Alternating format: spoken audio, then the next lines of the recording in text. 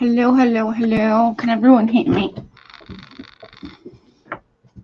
Let me know if you can hear me because I'm on my computer, which I have not been on my computer for a literal hot minute. So I just want to make sure everyone can hear me.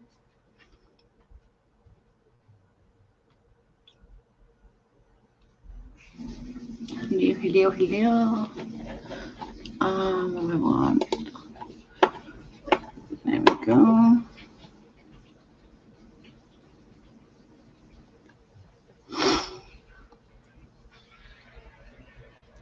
I am the invisible one. Hey, Lens. Hey, Patsy. Hey, Ria. I hope you are well.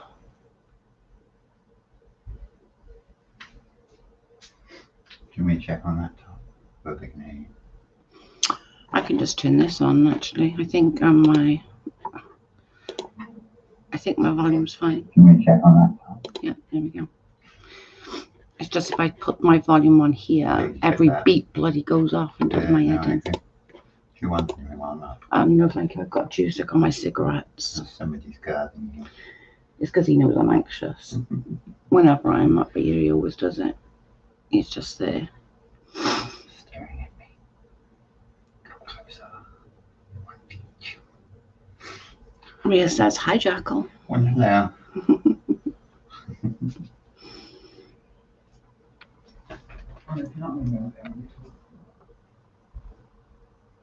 How is everybody doing? I'll give it a little minute just for everyone to get in before I get going. Maybe we won't be talking much. I'm already exhausted, but I want to know I'm here. Thank you, babe. I appreciate you all being here. I'm going to try and get through this. This is going to be a hard one because I kind of know a lot. Actually, wonder why. You know, I'm open about the infertility part. I'm not so much open as why I have an infertility issue. So I just thought we would sort of get into the whole what happened, but again, it's going to be, I just want to keep warning, you know, it's going to be a huge trigger warning. There's going to be, you know, lots mentioned. That's not going to be a nice process for if people are triggered easily.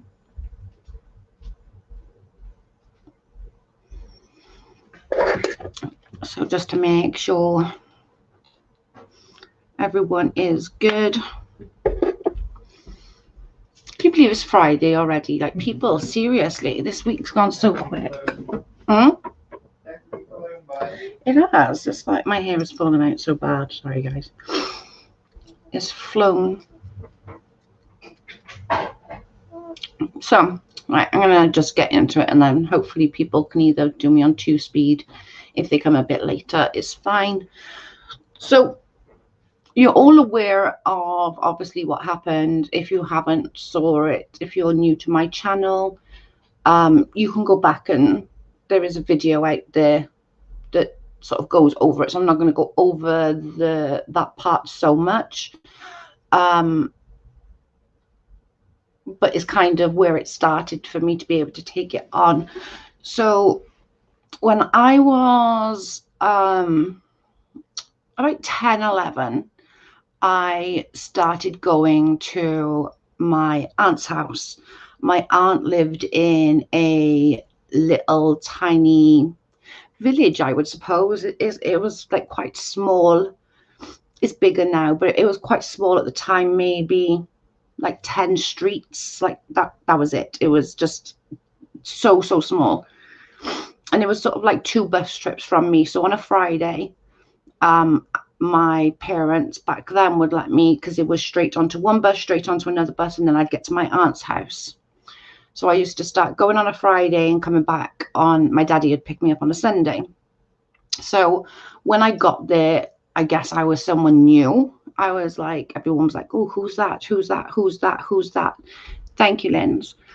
And they used to call me Ghost because I'm very pale, obviously, and that I would be there and then I would disappear. So it was kind of like my little nickname would be like Ghost. Where is she? Where is she? Where is she? When I sort of hit 11-ish, I met this boy.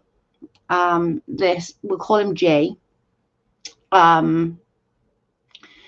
We started being boyfriend and girlfriend. He was like 9 months older than me. You know, we didn't even kiss. It was literally like we held hands and like discussed how we were going to get married and have lots of children, and childish stuff, like really, really childish stuff. Then that went on for about 3-ish months, and obviously you've got to remember I'm a lot older than some of you, so we didn't have mobiles back then. It wasn't a thing.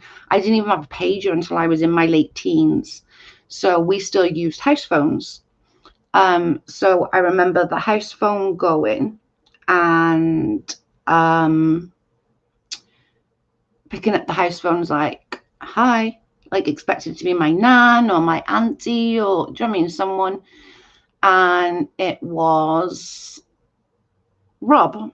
So I'm like, and Rob is John's older brother, Jay's older brother, John's older brother. And he was like, hey, how are you doing? And I kind of knew him from like just being down at the pool and stuff like that. So it wasn't like I didn't know him, but I didn't know him. I just sort of was like, hi, that kind of know him. And I knew he was older than me. I knew that he was like quite a bit older than me. And he asked if he could, because it was the Thursday, and he asked me if he could pick me up from school tomorrow and drive me to Underwood rather than taking the bus. And I was like, yeah, I'm cool. I can get a lift, thinking it was all like really cool. So I was like, yeah, why not? So the next day comes, I go outside, he's there, he picks me up, we go to Undy. That's sort of where it really, really started. It became then a bit of a thing that would be a thing every day, every Friday, you know, and he would call me and I would pretend it was somebody else. And I'm not going to lie, at this point, like I genuinely, like I thought I was like a cool kid. This is like, it sounds so stupid now and so bizarre, but I honestly thought that I was like super cool because like my boyfriend had this car and he had a job and he would buy me gifts. And it sounds so messed up now, but back then when I was like 11, I genuinely thought I was like the bee's knees. Like I really did. I thought I was amazing, that my boyfriend was older than all of your boyfriends, and my boyfriend had a car, and my boyfriend had a job, and stupid childish things. Not so much later on. Thank you, Cole. Not so much later on. It was, hey Chopper. It was he asked if I could lie to my mum and my aunt and say to my aunt, I'm not coming till Saturday, and lie to my mum and say that I was going Friday, so that I had a whole Friday night until sort of lunchtime. That my mum thought I was with my auntie thought I was at home. It was like a, you know, kids are sneaky. And he literally lived like 2 streets away from my auntie at the time. And so I did that, and I was about I was probably coming up to 12 then, or not far from 12, like 11 and like 9 months, maybe, something along those sort of lines. And that's obviously where the first time anything sort of occurred between us. This obviously then sort of carried on until it carried on for years afterwards. So, but it carried on being that underage, obviously, until I grew out.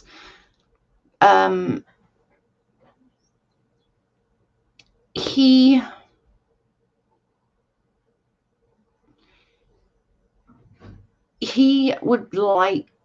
liked me to be, he liked that I was like shy. He liked that I didn't have any knowledge of anything. Do you know what I mean? I was his little, like, I was his putty that he could play with. I know that sounds like so, like, just a real icky way of saying it, but hey Maria, welcome. But I was his putty. He could mold me into what he wanted from me, and I allowed it. And I do understand, you know, I was a child, so it's not like I allowed it knowing what the potential outcome could be. Do you know what I'm saying? Like, I didn't think, oh well, you know, I could possibly get pregnant, or I could possibly get this, or I could probably do that, or that. It never entered my it never entered my head that something bad would ever happen. Like, I suppose when you're a kid, you feel quite invincible, don't you? Do you know what I mean? You feel like nothing bad will ever happen to me. Like, are you crazy? Like, don't be silly. Like, that just wouldn't happen. So obviously, fast forward a few years, this still carried on pretty much every weekend, carried on and on and on. And I will add that it's gonna sound messed up, but it wasn't like it was a forced thing. It wasn't an RAPE in the sense of the word that I was saying no. So I want to just make that a bit clear. It was all manipulation with him. It was very much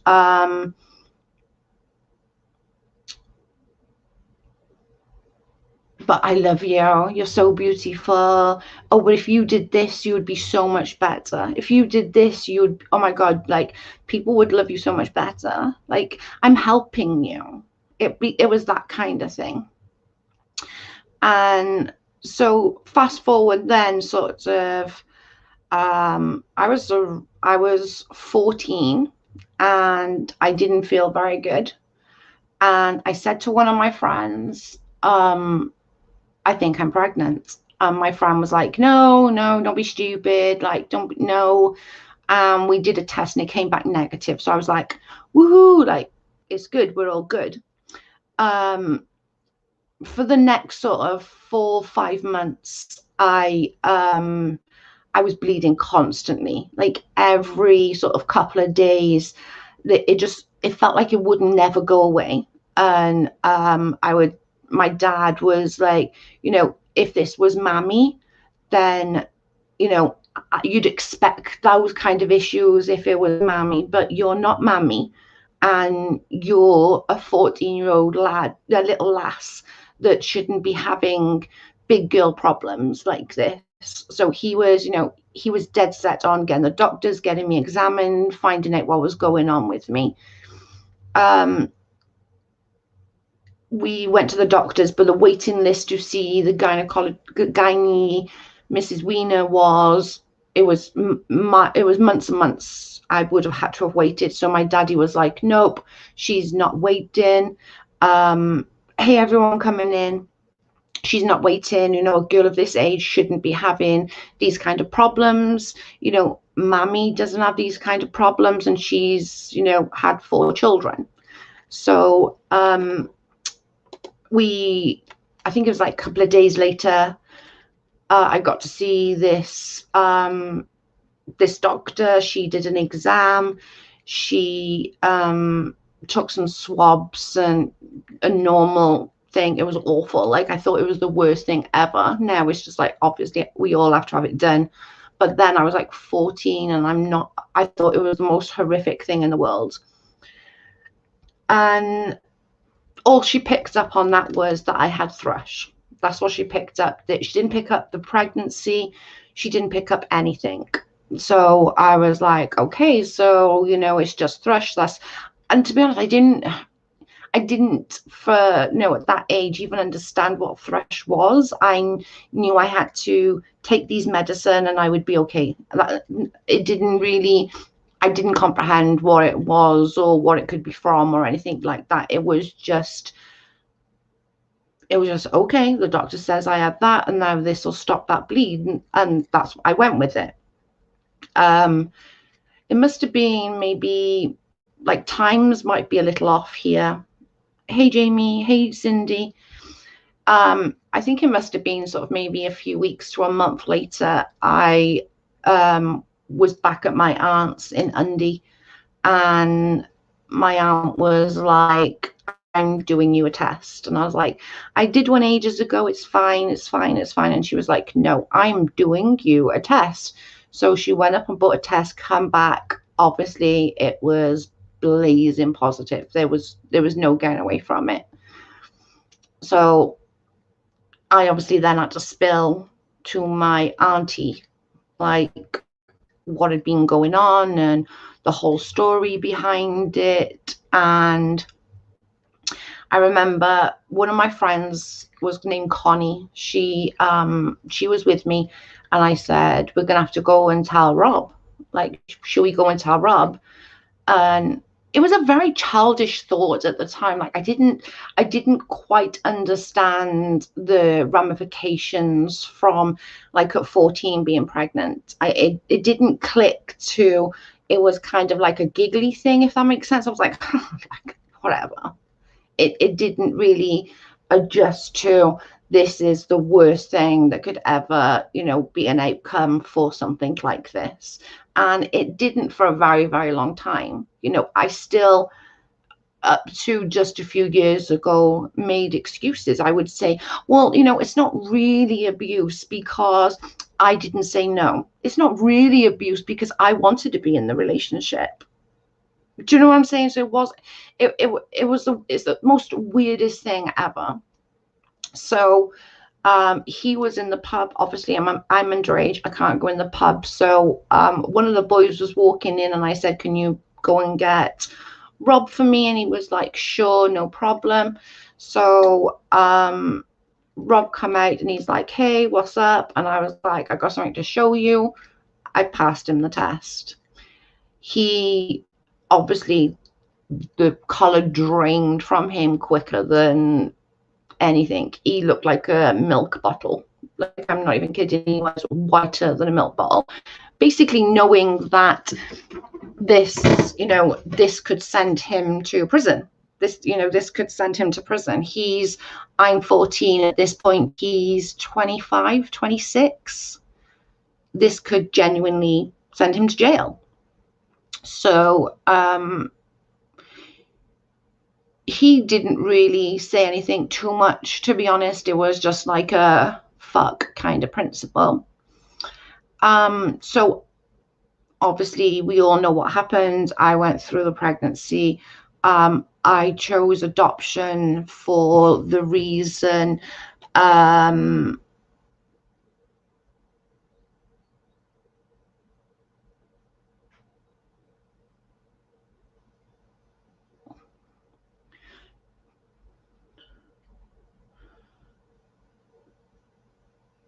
Chopper, did you mean to do that? I think you're messing. That's what I thought you meant. I didn't think you meant to do that. Anyway, so we chose adoption. We chose that. Sorry, Cindy, it was an accident. It's only 30 seconds, then you'll be allowed back in, babe. Sorry. She butt blocked you. So then obviously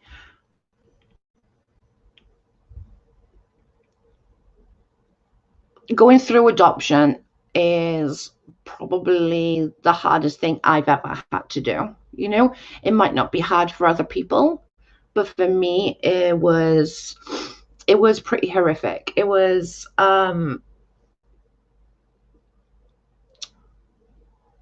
just, you know, carrying this baby, feeling this baby move and singing to this baby. And I started labor at 10 to 7 of an evening. I had her by 20 to 7 I started, and I had her by 10 past 7. It was a super quick labor. It was boom boom. I was back home by 10 o'clock at night. From I got to the hospital like at 7. 3 hours later, I'm home in the bath. And it took me so long to even just to be able to talk about it.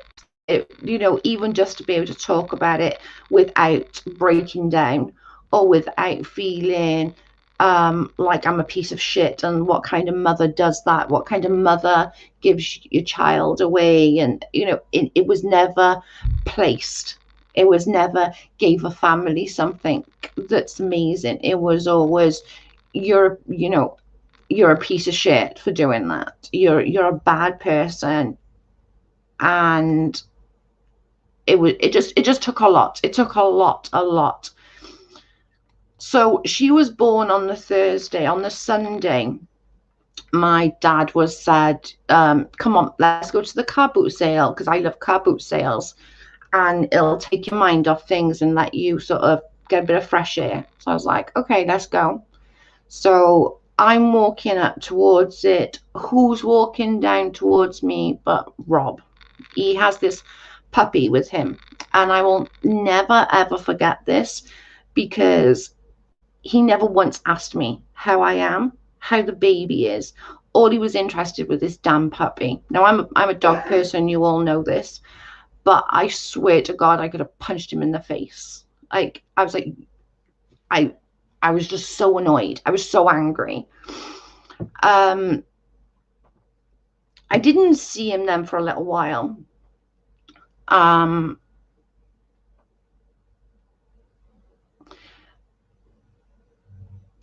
The thing with him is he never goes away.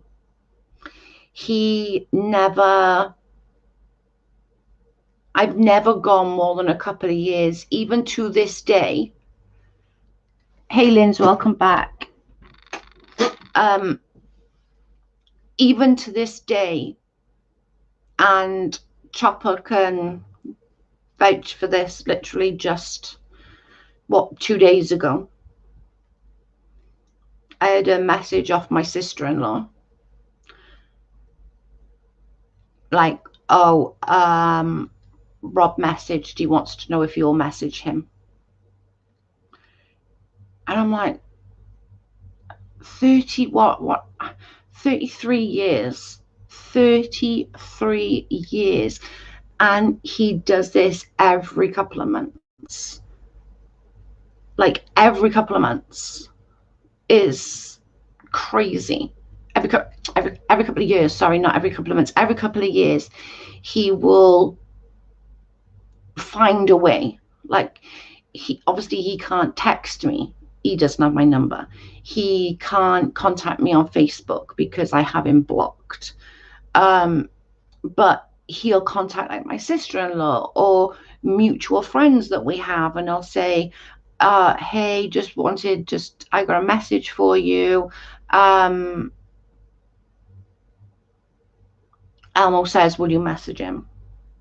Or Rob says, will you message him? And I'm like, why?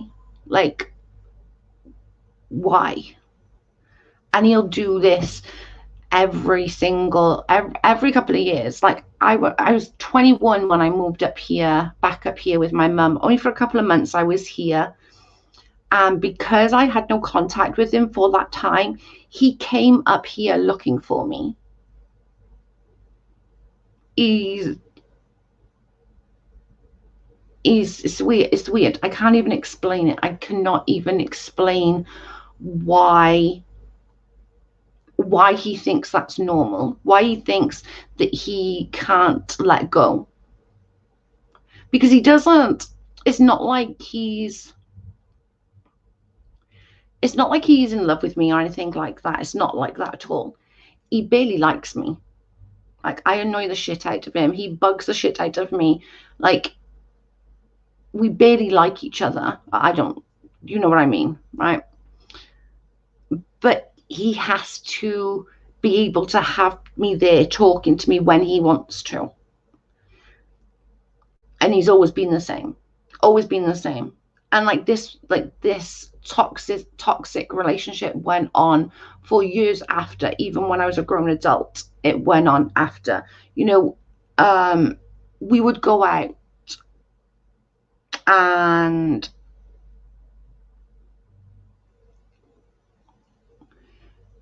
we would end up, like, I would go out with my girls, he would go out with the boys, and then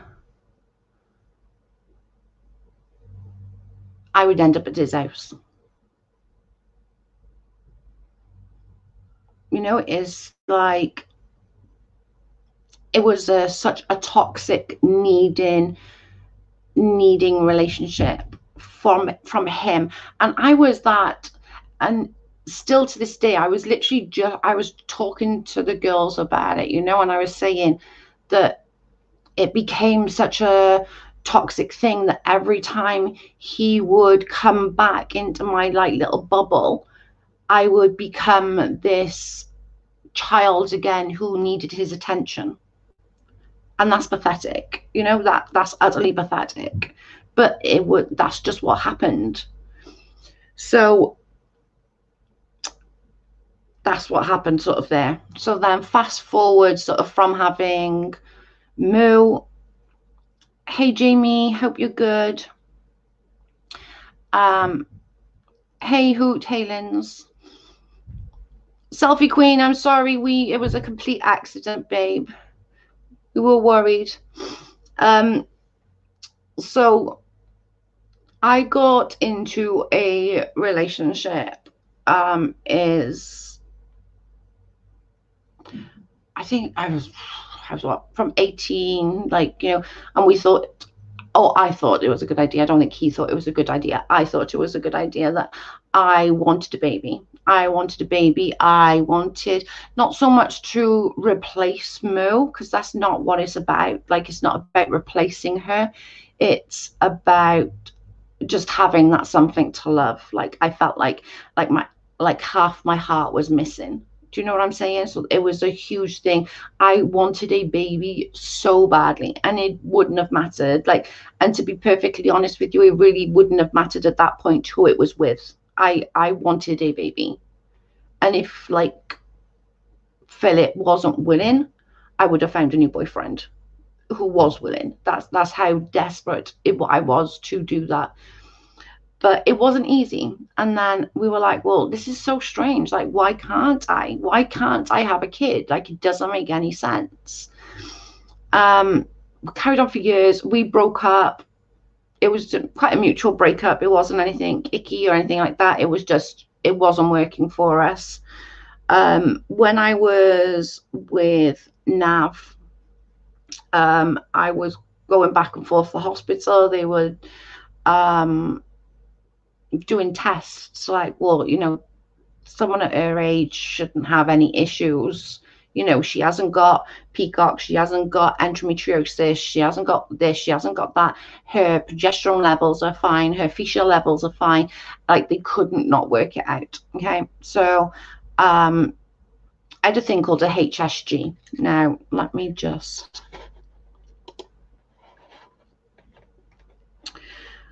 A HSG is basically, you go into the x-ray department, they put a catheter in, then they put a tube in and they run dye up, and basically to see if your tubes are open, and the dye goes through your tubes. Okay.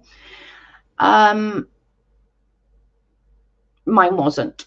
Mine was blocked. Both of them were blocked. There was no dye going through it, and it's such a painful procedure to have. I've had it done like countless times now, and it still hurts, but it's pretty horrific pain to be in. So a couple of weeks later, so I went back to the doctor, and I was like, well, what does this mean? Like, how did this happen? How did I conceive my child, my daughter, like just a few years ago, and now my tubes are in such bad state? Like, how? I don't understand. And I was looking up, and I wasn't good at looking up things then, you know. I'm not like I am now. I'm good at sort of anything trying to conceive related. I can find papers that have been written on it, and I can pretty much do it in my head. I wasn't then, and I was like, I don't understand. So this is where then he proceeds to tell me that when that was going on with Rob when I was a kid, he'd give me chlamydia. And obviously we all know what chlamydia is. Chlamydia, however, when it's not treated, can go into something called hydrosalpinx. Hydrosalpinx is tubal damage. It's it will how to explain it?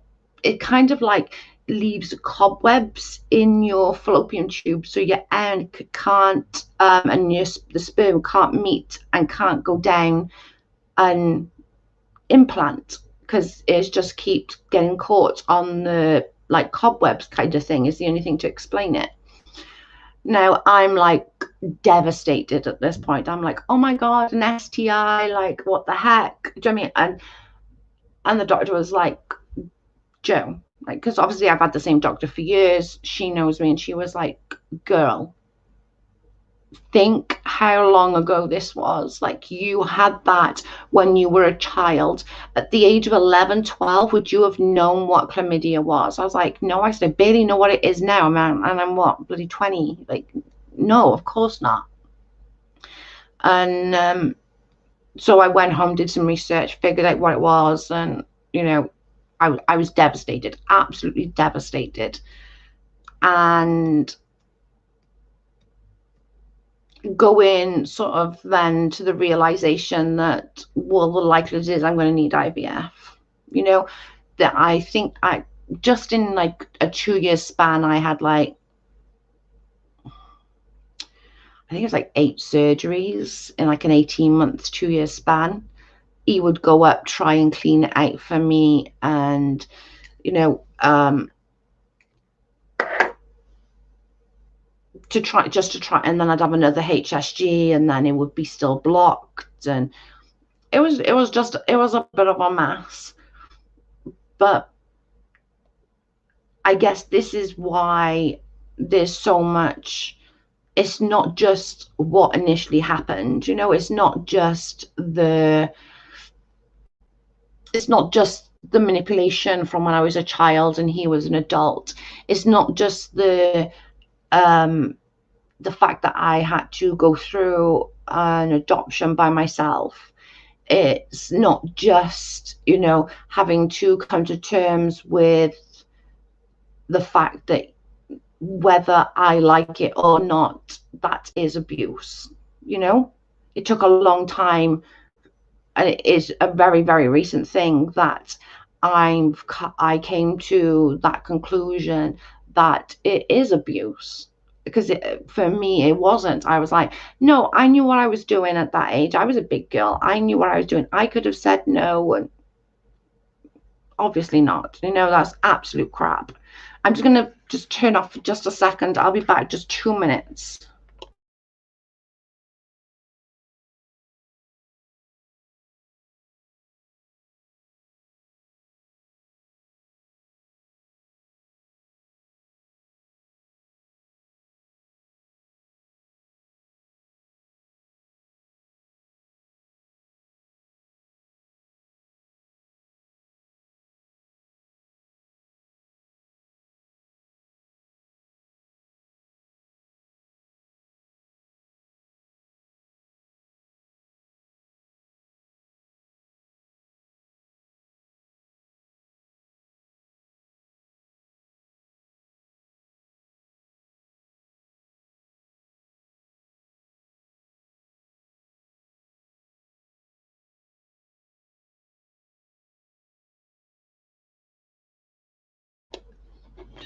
Sorry.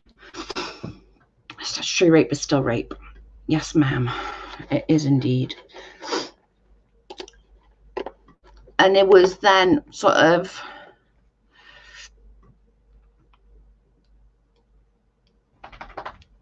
after that, then sort of coming to that realization that the likelihood is I will never be a mum. I will never experience what it is to be a mum. You know, I've had the pleasure of carrying. I've had the pleasure of giving birth. Not that it's very pleasurable, but you know what I mean. But I'll never know what it's like for example, for a child to fall over, scrape their knee, and want mummy. You know, I'll never experience that. And coming to terms with that is hard. It's really, really hard. It's hard to comprehend that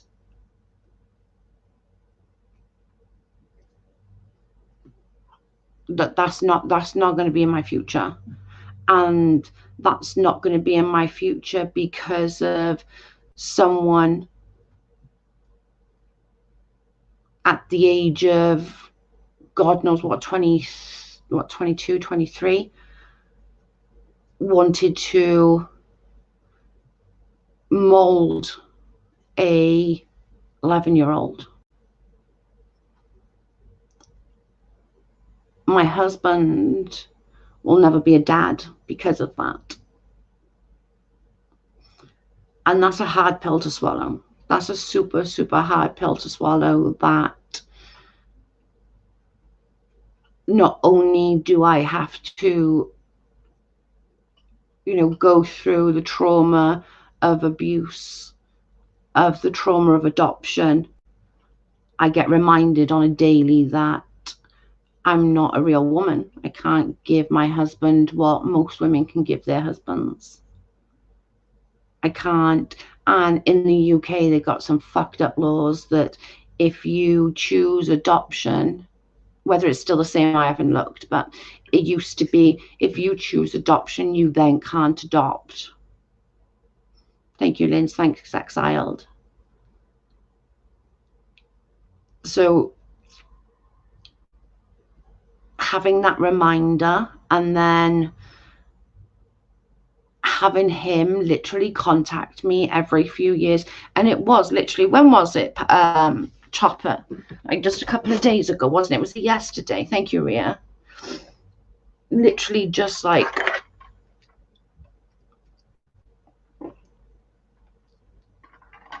drinking iron brew.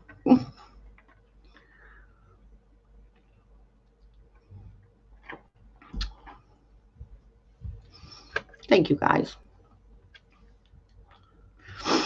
It's just a really, really,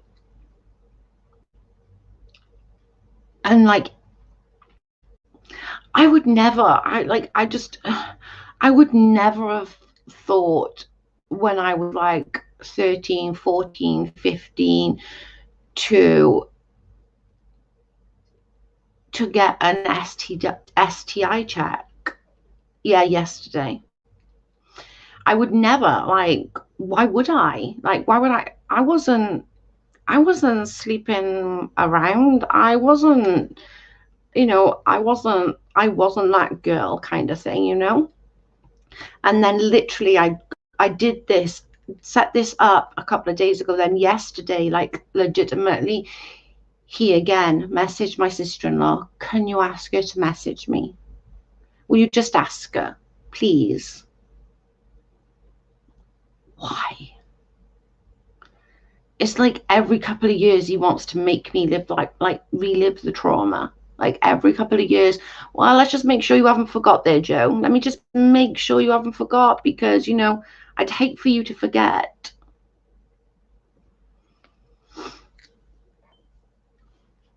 Thank you, guys. I can actually see in these for a change, which makes a huge difference because I can actually like see.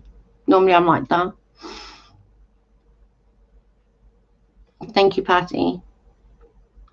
I just like, if anyone's like any younger people are watching, or if you know people who have, it's definitely worth, because you're not doing it, but they are. They are sleeping around. They are doing these things, and it's not fun. I have to relive everything that happened. I can't turn it off, because I can't just go, well, that happened. I'm over it and I can move on with my life. I haven't got that. I've got that luxury, because I constantly have to be. I'm constantly reminded about it. I'm constantly reminded that, because of that as being a follow on, my childhood trauma has become my adult heartache. And I think a lot, that's not, and I'm 100% positive it's not just me that's been through that. I'm positive there's been a lot of other people that's been through that in life, that it's not just me. I'm sure other people have gone through the same thing as I've been through.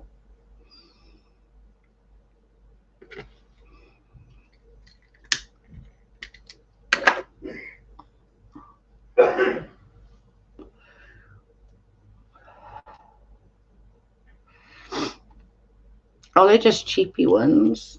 Can't see now. They're just, I can't see without them.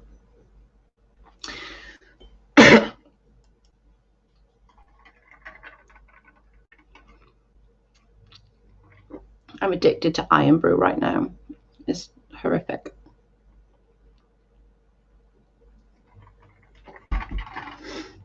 If anyone got any questions, you are more than welcome to ask. I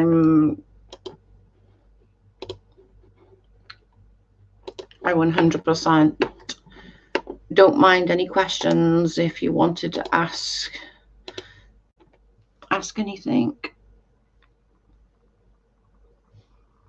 or if anyone wants to come up and discuss anything, the link is there.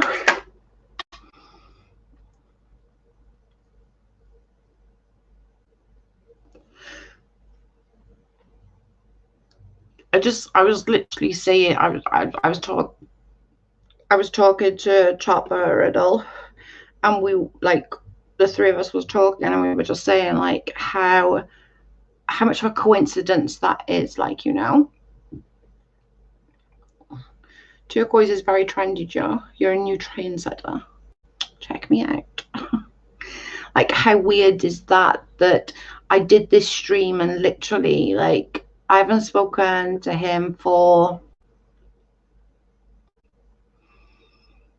8 years maybe, and I was like, this is the longest I've gone without him doing it. Have you guys ever considered adoption? Back in the day, I've not checked recently, but back when we did look, if you've chose adoption and gave a child for adoption, you then can't have an adoptive child. You can't adopt yourself back. Whether that's still the same, I don't know. It could have changed, I suppose. Things have changed now. A lot have changed in the UK where adoption is concerned, but I'd have to look into it. But you also, like, on adoption, they make you jump through a lot of hoops, like a lot of hoops. And I'm not sure that with my health, I would pass that. I would pass the medical part of it. I'm not sure whether I would or not. Probably not, to be perfectly honest with you.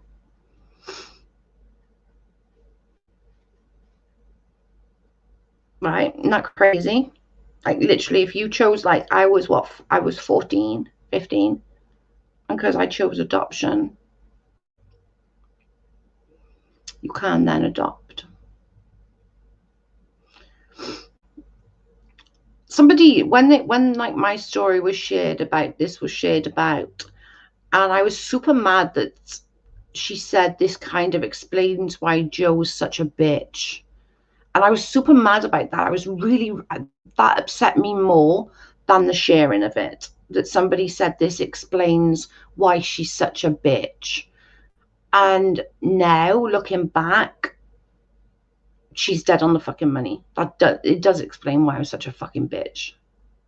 Do you know what I'm saying? Like, it does, yeah, it does explain why I'm a fucking bitch. It does explain why I get the way I do, or why I get passionate about certain things, and why I can, like, I am the way I am sometimes. Like, like, I'm not the easiest person to be friends with. I'm not. I'm really not. I can get wrapped up in my own little world sometimes, like,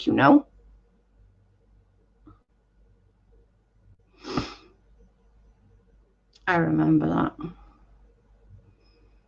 You can't stop because your decision from a baby. Basically, yeah. It could differ now, though. I haven't looked for a good few years. And I'm stupidly, I buried my head in the sand for a long time. I really did. I shouldn't have buried my head in the sand for as long as I did, thinking, no, I'll get pregnant. I had complete faith that I would get pregnant. And then by the time we did IVF, I wish we had done it like a good few years before. Like, I wish I hadn't waited so long, and wish I didn't ostrich it and just sort of bury my head in the sand thinking, no, it'll be all right. It'll be all right. I'll try everything else. I've put my body through so much trying to conceive. I've done 3 rounds of IVF. I've done countless rounds of Clomid. I've done countless surgeries. If I do conceive by a miracle, and I have done a few times, it ends in miscarriage.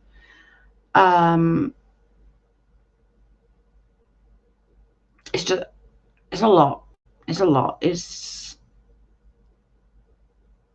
My body is tired. Like, my body is so tired from all of the fertility drugs, the surgeries. I've, like, my belly button, and I've got so many scars all over my belly from different surgeries. Like, I don't know how the UK works, but have you considered fostering? I have considered fostering. I really have. Yeah, I'm not sure how I would deal with it. That I'm kind of stuck on that one, because I would love to. I would love to help somebody, and I think, like, with, like, tooting my own horn, I think I'd be good at it. I think I'd be able to help kids. The problem being is that I'm also super fucking hot-headed. If some little girl tells me that their daddy touched them, I'm gonna go break their daddy's legs. It's just how it is. Actually, I'm not going to do it. I'm going to tell a bunch of boys, and they're going to go and do it. Do you know what I mean? I couldn't. I'm not. I just would. I'm not sure if I'd get too invested. Hi, Lady Love. Welcome. It's just. It's a lot. It just sucks that, like, my childhood trauma have turned into my adult heartbreak, and not just mine. Like, it's not just my heartbreak, it's my husband's, it's my family's. I know it hurts my family that I can't have a baby. I know it hurts my husband that we can't have a baby. Do you know? And then I always feel like I'm letting everyone down. I'm a letdown. I'm a failure.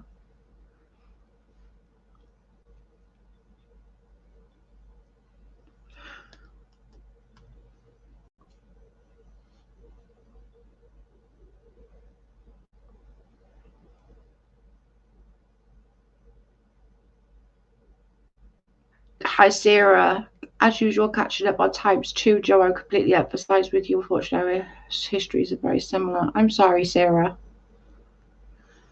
It just sucks that anyone has to go through that kind of thing. Like, you know, it's just icky. It's just so wrong on so many levels that anyone has to go through that kind of thing, and not even, and there's no end. Like, I could have counseling and, you know, come to terms with that part of it, but it's never going to be fully out because I'm still living with the aftermath. Does that make sense? Like, I don't want to say over it, but I'm over it a lot more than I was, you know, that part of it.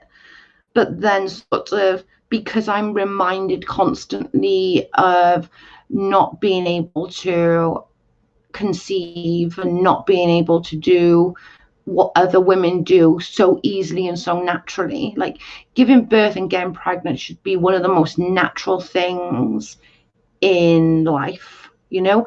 It's like that, you know, every little girl thinks about it.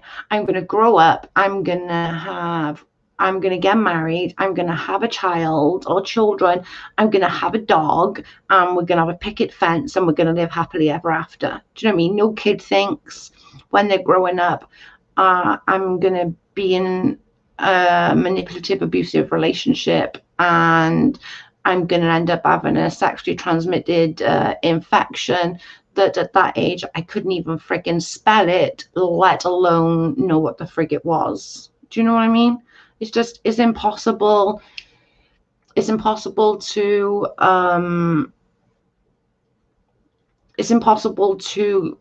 think that would happen. Hey, Delilah.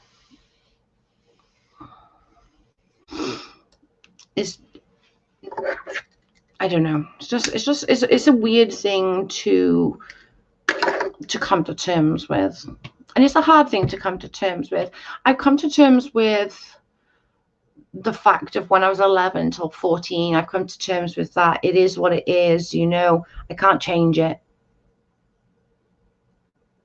I can't change. I can try and do better and be a better person who I am, because, you know, when I first started this, I was that bitch. Do you know what I'm saying? Hey, Jean, welcome. Hi, Joe, and all in chat. I'm catching up now. Absolutely love and adore and respect you, Joe. You're brave to open up and talk about your life. I'm proud and humble to call you my friend. Thank you, babe. I appreciate it, and I love you too. I don't know. It wouldn't, like, I know everyone has something, right?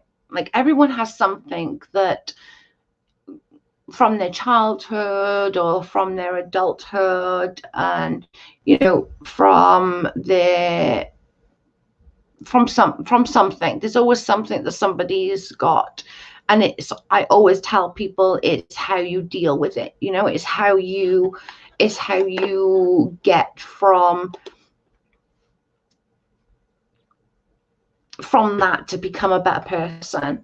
And this last sort of 12 months for me has been a serious learning curve, not just for how other people are, but for me and for who I am and what I am. And I don't want to be that, like, nasty, evil bitch. I just don't. But it comes so naturally because, you know, never a true word of being spoken when somebody says, hurt people, you know. And that's true for me. I hurt, so I lash out, and I hurt other people, and I try really, really hard not to, but I know that I do. Like, I know that I lash out. I know that I'm not the easiest person to be friends with. Do you know what I mean? But I'm trying super hard not to let that define who I am now. and that's not easy. That comes with its own issues, I suppose, you know, which sucks, which it really does suck.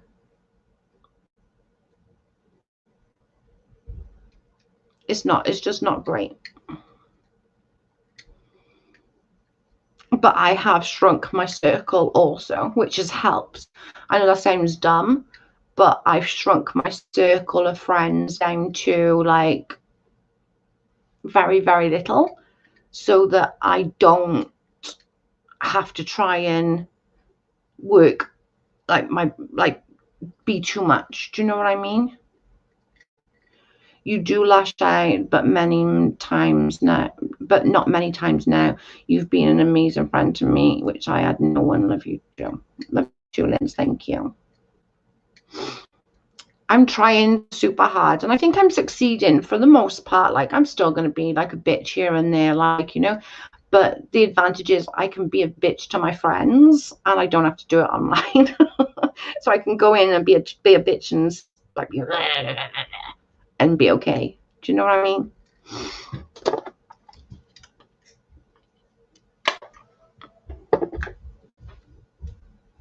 I can't speak on your past, but at least the last year has turned you into such an amazing person. Thank you. It's hard to trust when you've been manipulated as a child. That's true. That's true. And you lash out, like, you know, you lash out at people. And I remember as a kid, right? Like, as a kid, I was a huge fighter. I wanted to fight everybody. Somebody looked at me the wrong way, I would punch them in the face. Like, it got to a point that I was either going to end up in jail, or I was going to end up killing someone, or something was going to happen. Right? I had to literally keep my damn hands to myself, because it got a problem. Like, literally, somebody. I remember I must have been like 9 months pregnant. Like, I was full on pregnant with Moo. And I walked upstairs on the bus, and this girl literally turned around and went, slut. Which, who cares what she calls me? I would never, like, in a million years. I literally busted her face up so badly that I could have easily been arrested. I could have easily been charged. It was just so bad that I could have easily been charged. And I'm freaking so happy that I'm not the person no more. I don't want to. It takes a lot for me to get mad, to lay my hand. Thank you for the super chat, Jean. I appreciate it. Thank you so much. It's just, it's a lot.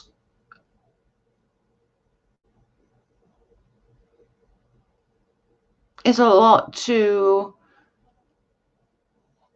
realize that you're not that. It's okay not to be. It's okay not to be okay sometimes, and it's okay not to.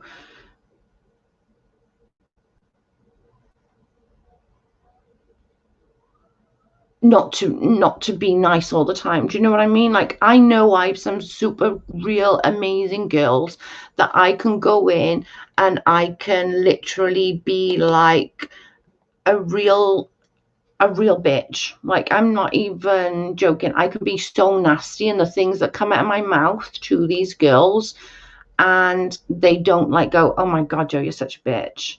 They let me vent, they let me get it out, and then they're like, okay, do you feel better? And I'm like, yeah, I feel better. And they know that I don't mean it like, do you know what I mean? I don't mean like, oh, I want somebody to like freaking step on Lego and stuff like that. Do you know what I mean? We need a bit of Joe bitchiness in our lives, right? And I do, and it is, I get so bitchy, it's terrible.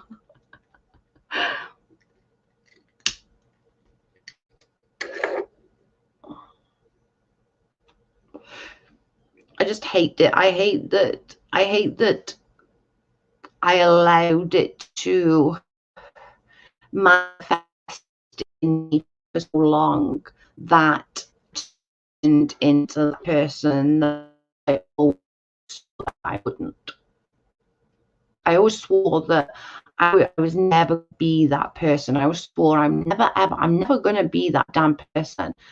And for the longest time, and I think after mum, like, and after the grieving process, I think that sort of, I think I took a good year and a half with mum to like get over it. So I'm still not over it, but to get over it enough to be able to get out of bed of a day and, you know, motivate and do stuff and do the laundry. And then after that kind of gave me a kind of a kick up the butt that, like, I don't need to sit here and bitch at Katie Joy. Like, Katie Joy is Katie Joy, you know? It's just, I don't know.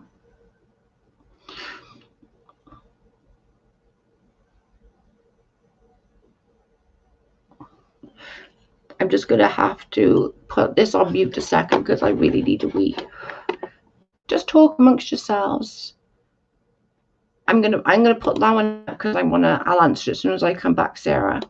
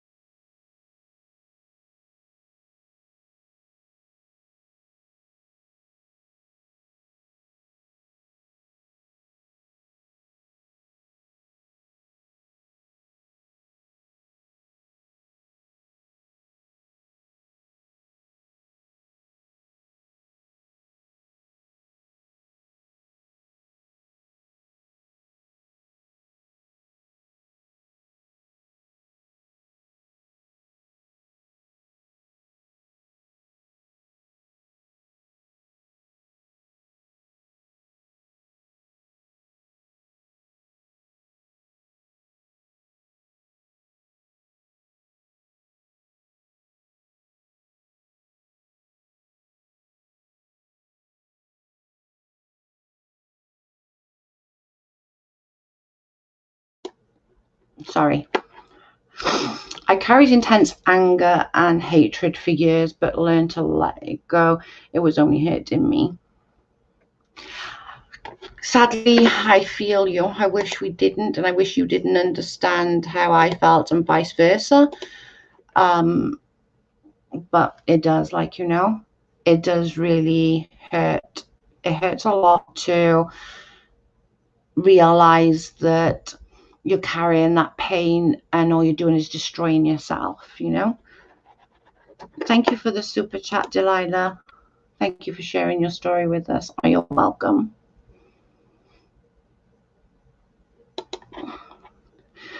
Patty, me, or Joe, or both. Probably both, Lynn's. Thank you so much for the super chat. I really appreciate it. Oh,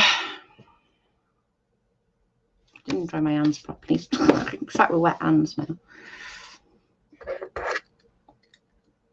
Sat with wet hands. Yeah, I don't know. I think I just need to come to terms. I've been putting off going for a blood test. I think I'm going through early menopause, which is very normal if somebody's been through a lot of fertility treatments, because they're overworking those areas. The fertility drugs is overworking those areas. So I knew that I was going to get menopause early, and I've been putting it off for a couple of weeks because that kind of, I think I need to stop holding on to that little bit of hope. Do you know what I mean? Like, I'm still holding on to that little bit of like, well, maybe a miracle will happen. Maybe God will see that that's what I need in my life. Maybe that miracle is something that I need in my life. I can't explain it, but I know that as soon as I get the blood test, that it'll be, hang on a minute.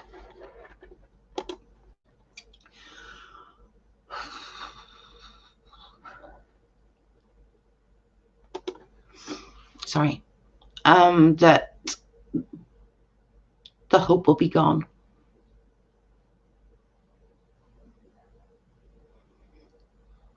They will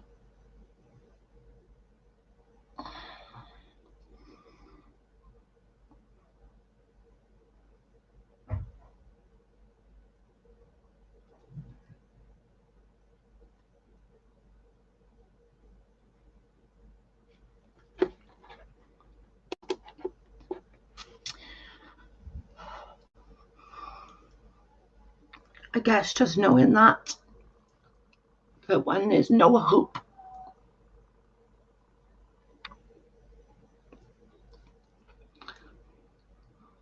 and even though I know it within myself, having it in black and white sucks.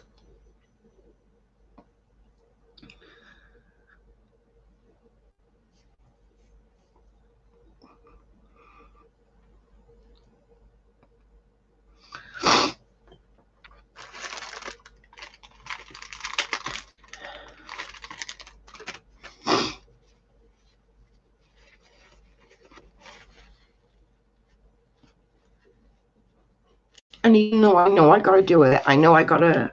I gotta stop turning the camera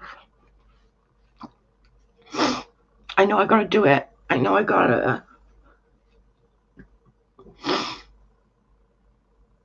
I gotta pull myself out of the misery and know that, like, that's the end.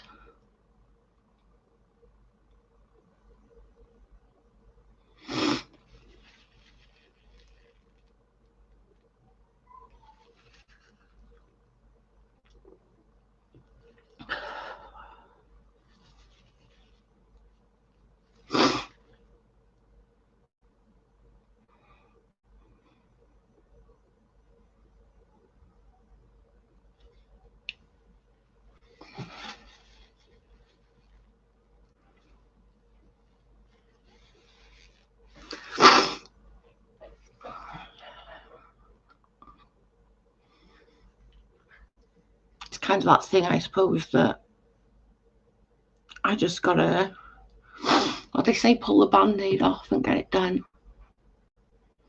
And then just know that, thank you guys, and just know that I'm so lucky that I have a great husband, you know. I'm lucky that I have some amazing friends. I'm lucky that I've got family that I've got, and I just have to be grateful for that, because some people haven't even got that, you know. Some people haven't got anything in life, and I need to stop, like, feeling sorry for myself and feeling like woe me and poor me shit, and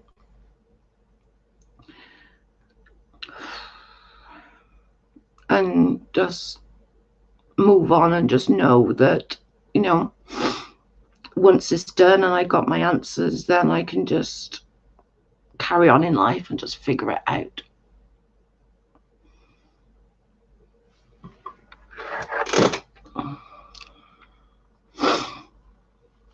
Thank you. I do. I appreciate every one of you being here, and I know it's not an easy subject to listen to, and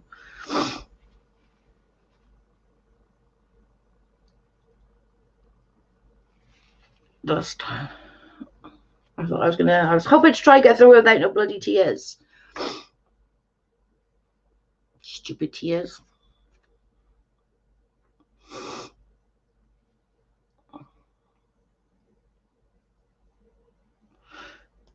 You've taken your experience and used it to help others. Yeah. I got to the point where instead of grieving every day over what I can't have, I I know every day, thank God for what I do have, and I'm blessed. Amen to that, Sarah. Like, amen. I think you should definitely look into fostering. Can't hurt, maybe best thing coming.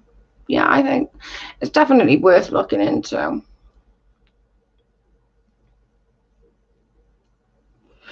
For sure.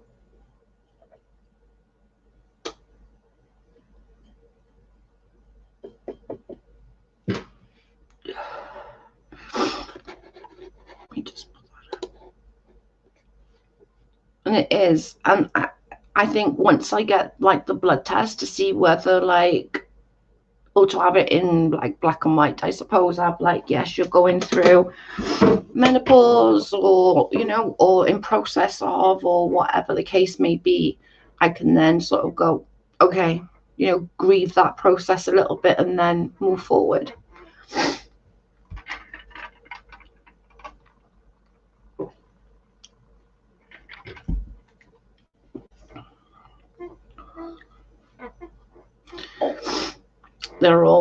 There's also big brother, big sister, foster grandparents, etc. There's so many children in need of loving adults in their lives. It's true. It's true. Lots of the young girls in our groups, they'll be like, they'll come and be like, Mama Jojo, I need your help. Like, I need your help with this. What should I do with this? Or what should I do about that? Or my son's doing this, or my daughter's doing that. What shall I do to help? So I'm very blessed that, you know, so many people trust me enough to ask me the questions, because I'm not a mum, but I suppose because I've been doing this for so long that I have picked up a lot. So you can foster me, Joe. Right? I can't believe I'm in front of the bloody screen. I haven't been in front of my computer and sat like this since June. We're now in September. I haven't felt confident enough to sit with the camera on for the longest time. I put my computer on. It took me so long. It took me like an hour to just get it up and running because it kept going off. And oh my God. This is what you are right now. A huge kudos to you. Thank you, Ria. I appreciate that. Super cute with your glasses. I know, right? It's wonderful to actually see your face, Joe. I was hoping I was not going to be a big baby and cry. I tried really hard. Joe, darling, I have to leave and go to work. God bless you for sharing this. You don't know how many people you may have helped today. Bye, all. Bye, Patty. Love you.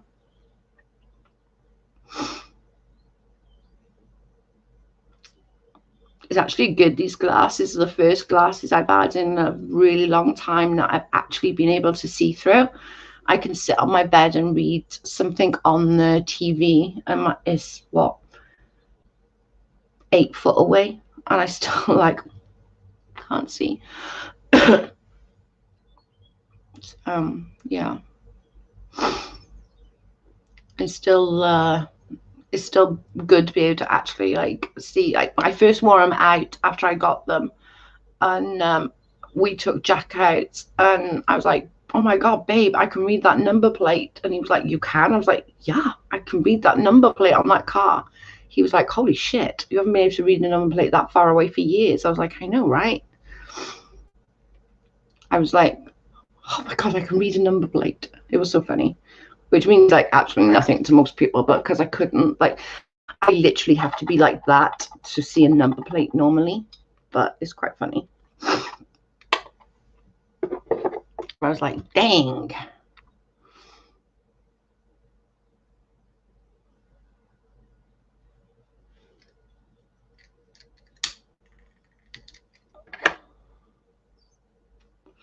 I just got 2 new pairs of glasses, and I hate them both. By the glasses are very similar to yours. So I'm thinking of getting new lenses to put them in. I think that's what I'll do next time, because these are so, I got quite a wide bridge on my nose. Like, he is quite wide, And most glasses don't have the wideness by here to fit. Or you can see how blind I am. To fit. And these actually fit quite nicely, even though they still mark my, but I've got a super wide bridge of my nose. The revelation with glasses, I so relate, right? Like literally, my dad, my biological father, he had super bad eyesight. My sister's got super bad eyesight. My little brother, he's got like amazing eyesight, and my other brother. So you have bifocals, Joe. No, these are just for long distance. I can see everything perfectly fine. Like I can see this perfectly fine up close without my glasses, but like anything sort of a little further away, I can't see. But I just like my glasses on. And it helps to hide the bags. Anything that helps hiding in the bags, I'm all for. Helping the bags hide is the way glasses should be. They should help you hide the bags and lines from your eyes. That's nearsighted. I never remember which one it is. Me and Carl are opposite. Carl needs glasses to read up close. He can see far away perfectly fine. I can't. Happened to me at 12 trying on my friend's glasses for fun, right? Hi, allegedly. Hope work's not too busy for you, girly. These are one of the only glasses I actually feel really, I do feel really, really comfortable with. Thank you for the super chat, allegedly. I appreciate it. And I'm sorry I got upset, guys. I really wanted to do this without being like without crying, and I wanted to just try and like sort of put facts out without putting too much emotion into it, but it didn't work. But I really wanted to. I was trying so hard not to get emotional. I wanted to just try and like keep to the facts and stick to that, you know. Gotta run. Oh, gotta run. Big charity yard sale. Getting ready for tomorrow. Hope everyone has an awesome day. Proud of you, Joe. Took a lot of courage. Thank you so much. And Sarah, if you ever need a chat, like find me on IG, on Facebook, wherever, or email me your details, and we can like figure it out. Do you know what I mean? Thank you. Don't you dare apologize for crying. I know I just tried to do it, like I did try and do it. I was trying to keep emotions out of it and trying to sort of remember all the facts, like, do you know what I mean? I'm not really a crier either. Like I'm not a cry type person. I'm really not. Like when I was sick the other day and I rang my friend Di when I was at the hospital, and I was crying at her, and she was like, when I spoke to her then yesterday, and she was like, I knew there was something seriously wrong because you never cry, and when you were crying I was like, oh my god, like there's something really wrong. And if I like a friend of mine across the road, her daughter is 24, and when we found out about Mum, I went to Rachel to talk to Rachel about it, and I was crying. Sade had to leave the house. She was like, I've never seen Joe cry before, and it just freaked me out. I was like, bless her, because just people's just not used to seeing me cry. I don't cry very often. I'm not really the cryy type. I think you're right, Ria. Crying is, sometimes you need a good bloody cry, like you do. You know, everyone needs a good cry sometimes, and I've said my little cry there.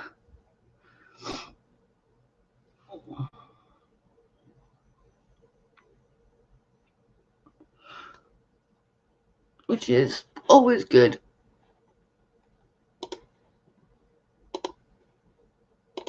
It's always good to have a sorry, I'm late. The boss thinks he knows me. Like literally, like me and your boss is gonna have some serious like conversations. I'm not even joking. Like he needs to stop. Does he not know that we need you?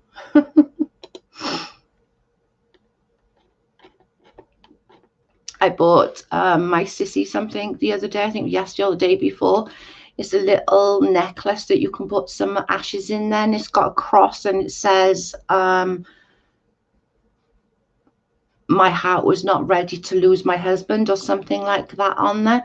And I had it sent straight to my sissy, and she put on Facebook, I received a gift from Amazon, but I have no clue it's off.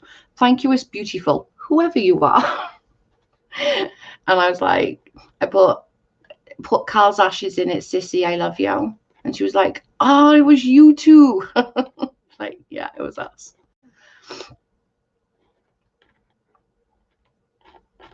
I was like, yes, guilty, Your Honor.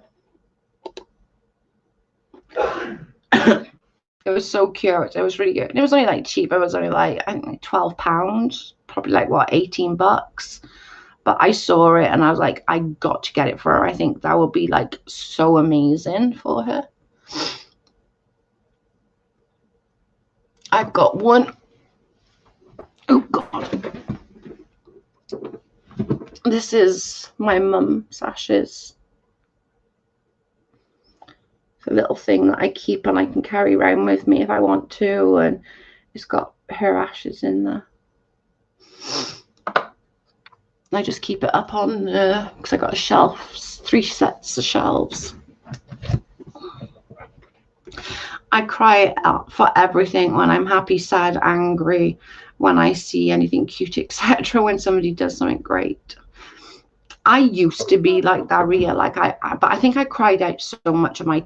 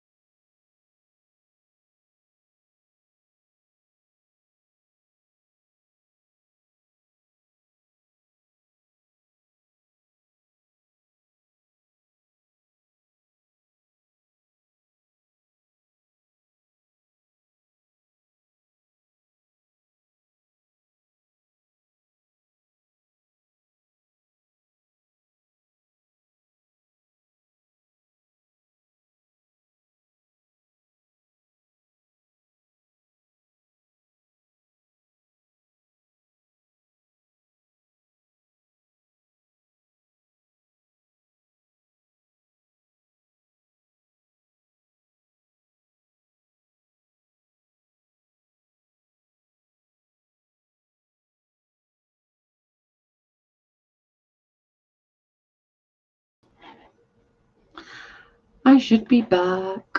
I'm gonna have to do that now and put the chat up there. Bye chat.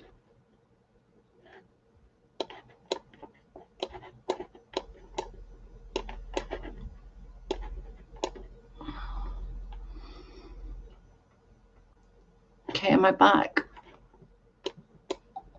Yeah, I'm back. Potato pancakes. Ooh, I like potato pancakes. I want a chicken, what are they called? Chicken in a roll, like, what are they called? Chicken buns. That's what I need. I need in my life. I need the chicken buns. Are they called chicken sandwich or whatever they're called? That's what I need in my life. Allegedly, Carl's grandma's German, and she does those things, and they are like, she puts onion in them, and like she grates the potato and grates the like onion, mixes them all together with salt and pepper, and oh, what's it called, like fries them off. They taste so good. They're so yummy. Like legitimately yummy.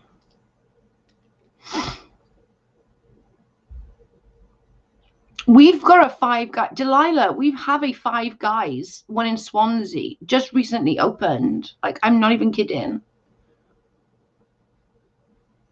It looks so delicious, but it is like an hour and a bit away, so I'm not sure it's that delicious. Egg McMuffin. Sausage and egg muffin is my favourite. Exactly, Joe, my grandma's recipe. They're delicious. They're so good. Like she showed me how to do it. Like you literally have to grate like the potato. You have to grate the onion to make it all like mixture, salt, pepper. Some people, she said, add cheese or bacon bits, or you can have whatever you like, but she just like does the plain ones.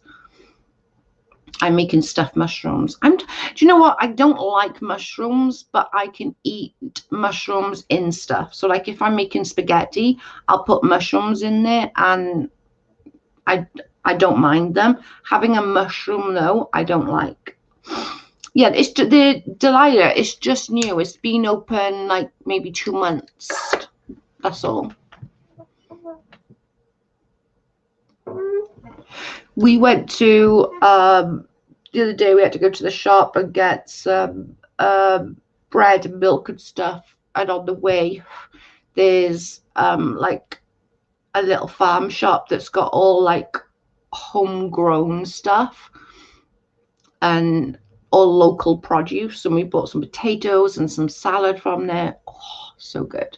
Sour cream on top, Joe. Oh, I haven't tried it with sour cream on top. That sounds good. I haven't had that for ages. I should do them with some fish tomorrow. That'd be nice. Like the sour cream with the cheese and stuff would be really nice as well, wouldn't it? With some salad. That sounds so good. I might do that tomorrow, you know. I'm trying to avoid burgers and stuff right now because of my stomach, because my stomach's gone down, thank God. But I do want to try it because one of my friends tried it and he put a picture up of it and I was like, Leon, man, my God, that looks so delicious. He was like, Joe, it was banging. I was like, I'm so jealous. It really did look banging though, I'm not kidding.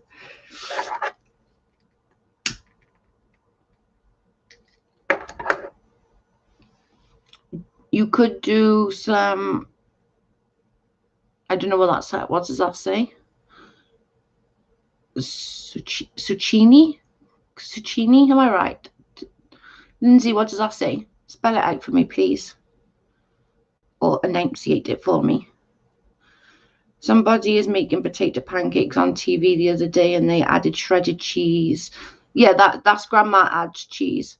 Zucchini. Thank you. See, this is why I need a Lindsay. Lindsay knows how to say it for me to be able to say it. Zucchini.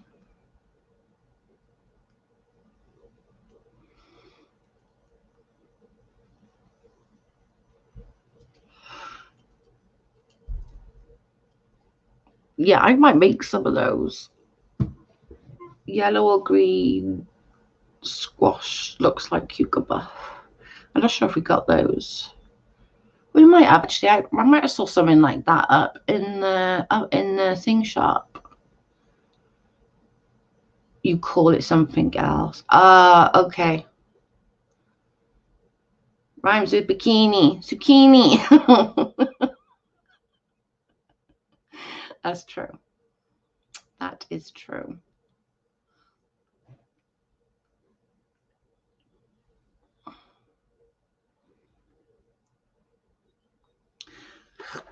Zucchini.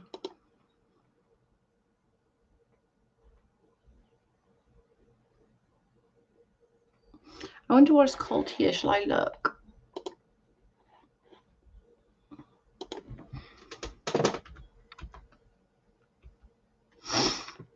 Oh, courgettes.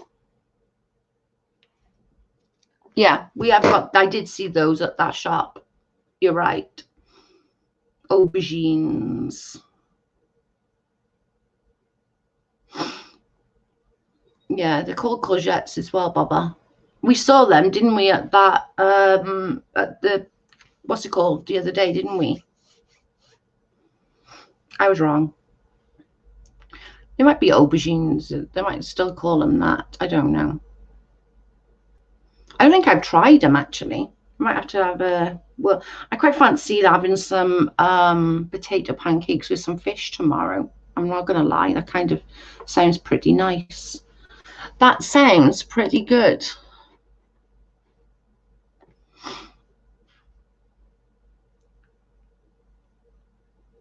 Okay. Enunciate. Enunciate. Aubergines, they are black, ain't they? I don't know. Don't we find out?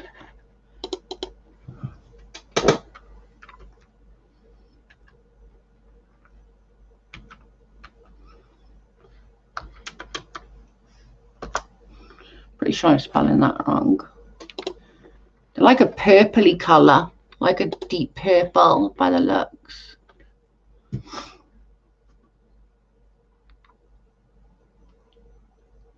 I think aubergine is like a plant. But, there we go. You both said it at the same time. An eggplant. You both said that exactly the same time then. Enunciate. I quite fancy that tomorrow. I'll take a picture if I do it, which I probably will because I have potatoes that I have to use. I'll take a picture and I'll tag you in it. I'll put it on my community tab. I quite fancy that with some fish and I fancy a chicken sandwich right now.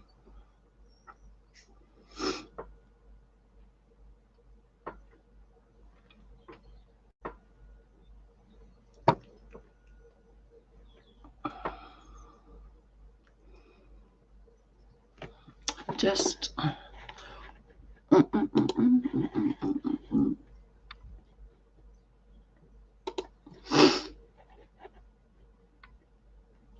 yes, plus recipe. I can do that because like his grandma, like, because I think it must be like a German thing. Allegedly, what is it, a German thing, or just is it just that grandma knows it? Because she used to do it all the time and she's German. And when she did them for us, she showed me exactly how to do it. And we fried them up and oh my God, they tasted so good. They were so good. And Carl used to have them all the time when he'd go to his grandma's. I could do like a film, I suppose. Do you know what I mean? Like, and put it on a short chicken sandwich. I know. I'm addicted to chicken bloody sandwiches at the moment. That's all I'm doing is cooking chicken sandwiches. Although I had the other day, what did I have the other day? Oh, boiled egg salad. That was pretty damn nice. I'm not going to lie. It was yummy. And it was really healthy. And so I chucked like half a bottle of salad cream on it. I was doing like so good. It was like, oh, so healthy. I had a little brown roll with it. It was really healthy. And then I chucked like half a jar of bleeding salad cream on it. It wasn't so healthy after that, but it tasted good. And it was yummy. Joe loves the chicken sandwiches. I do. I'm terrible. Chicken. But it is the only thing that isn't giving me an upset tummy, which is great. Because everything else seems to make that pain emphasize, apart from chicken.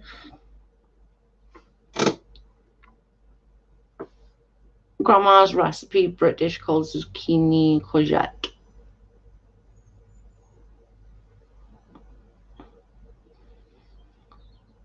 I think I'm going to do them tomorrow. Do you find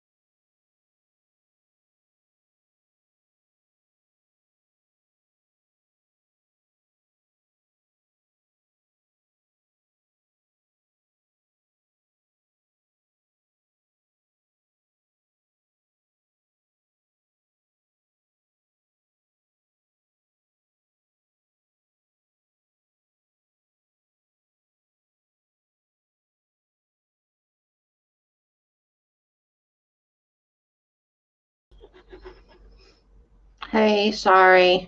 It's called potato pancakes with sugar. No, we don't have sugar on them. Blech. I turned my light off. Sorry, it was hitting my eyes. So I just turned it off. But I'm not going to be stopping for much longer anyway, so.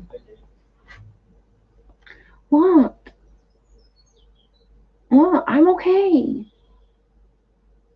I'm okay. My goodness.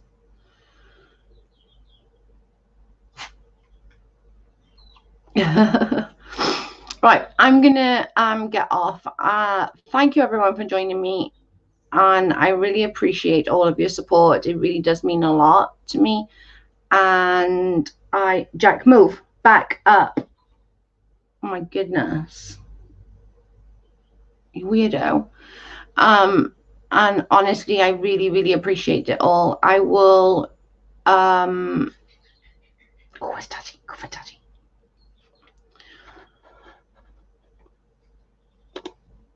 Are you feeling better, Joe? I am. My swelling's gone down, allegedly, thank God.